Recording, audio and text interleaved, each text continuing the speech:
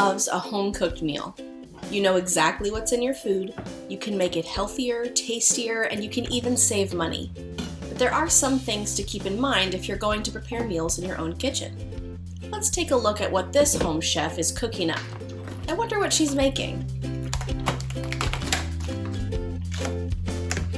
Hey, how much longer until dinner? I just gotta saute the chicken and cut the veggies for the salad. Shouldn't be very long. Maybe 20 minutes? Chicken salad. Now I'm getting hungry. Let's see if we can speed things up a bit. I don't actually recommend cutting this fast unless you've had some culinary training.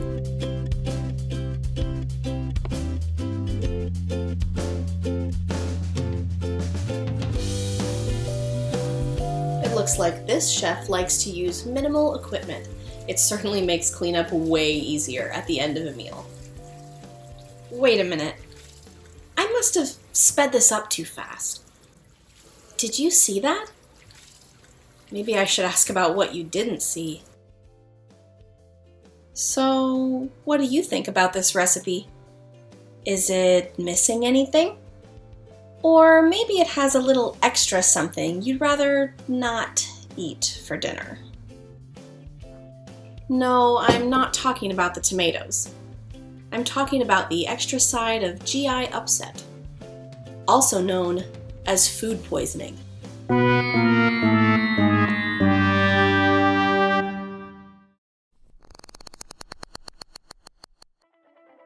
For this video, a substance called glow germ was sprinkled on the raw chicken to illustrate cross-contamination.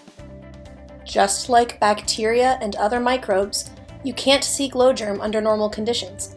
A UV light will show us where the glowing chemical ends up during the food preparation process. Cross-contamination is a process where harmful bacteria from one food spreads to other foods, surfaces, hands, or equipment. Even if meat has been cooked correctly, meals can still become contaminated with pathogens if cross-contamination isn't avoided during preparation processes.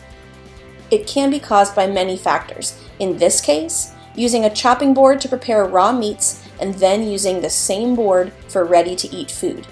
Cross-contamination is dangerous as it can easily lead to foodborne illness and, on a larger scale, an outbreak.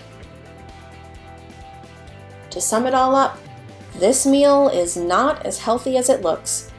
Let's review what our chef got right and where she went wrong. Ideally, she would have used separate chopping boards for meat and veggies, which would reduce the risk of this cross-contamination occurring.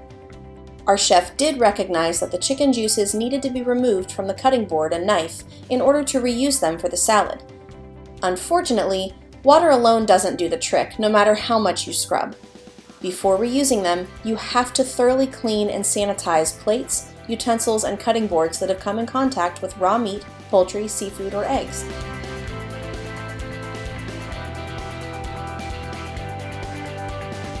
You should always use separate plates and utensils for cooked and raw foods. Our chef transferred the raw chicken from the cutting board to the pan on the stove using her original packaging and her hands, which is fine since the package will be thrown away and the hands need to be washed anyway, except she skipped that step.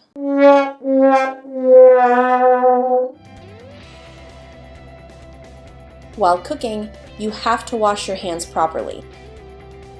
This includes after you handle any raw meats and after cooking.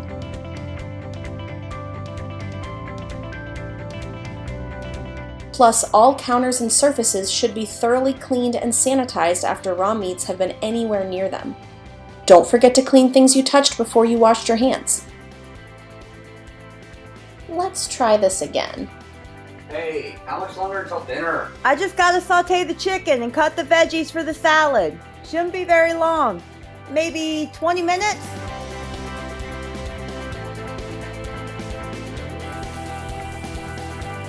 This time, after cutting raw meat, our chef washes the items she's going to reuse and then washes her hands thoroughly. After cutting the veggies for the salad and grating the cheese, she washes them again after all meal preparation is done.